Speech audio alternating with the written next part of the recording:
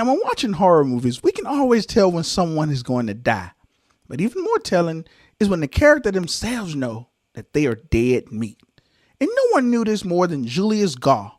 Julius is a student graduating from Lakeview High School in Friday the 13th Part 8, Jason Takes Manhattan. But most of us know him as the guy who tried to square up with Jason Voorhees. Yes, Julius, after being unable to run away from Jason because I guess he's a bit tired and winded, decided to knuckle up with our favorite goalie. Now, I'm not sure why Julius tried this option. I mean, up until this point, no one has went toe-to-toe with Jason Voorhees and won. Jason is like 81-0 at this point, and Julius is Jason's 82nd kill. I'm not sure if Julius had an undefeated record at boxing. I just don't know what the kid was thinking, considering earlier in this movie, Julius is seen with a gun. Whatever the reason was, Julius is pretty confident in his boxing skills at this point. So he commences to punching Jason in the face, then in the gut, and the chest, over 50 times. But before the conclusion of this scene, Julius has a lot of things going against him. For starters, he's black.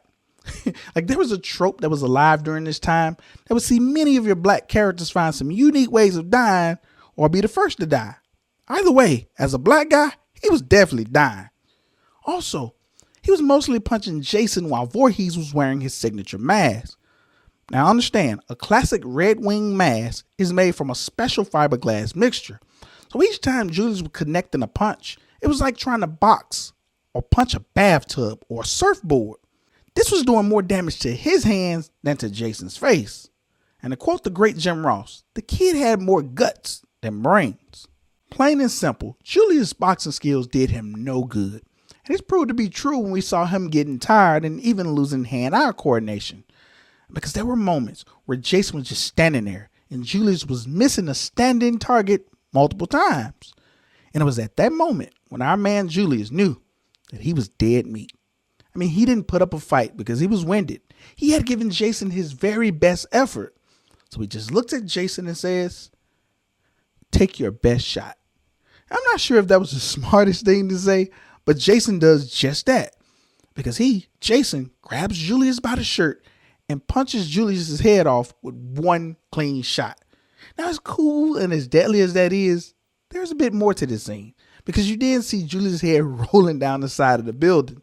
And there's a tracking shot with the camera. And the camera tracks Julius' head rolling down into the building into a trash can. And then to put the finishing touches on the kill, the top of the trash can slammed down perfectly. Then we, as the audience, get one final shot of Jason looking down. But it's sort of like that meme where the guy's freestyling and all of his boys start freaking out over his bars.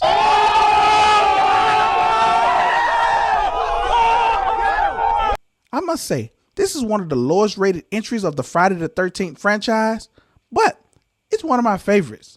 So, have you seen this? Did you watch Jason Takes Manhattan? And where do you rank this in your Friday the 13th franchise? Let us know in the comments.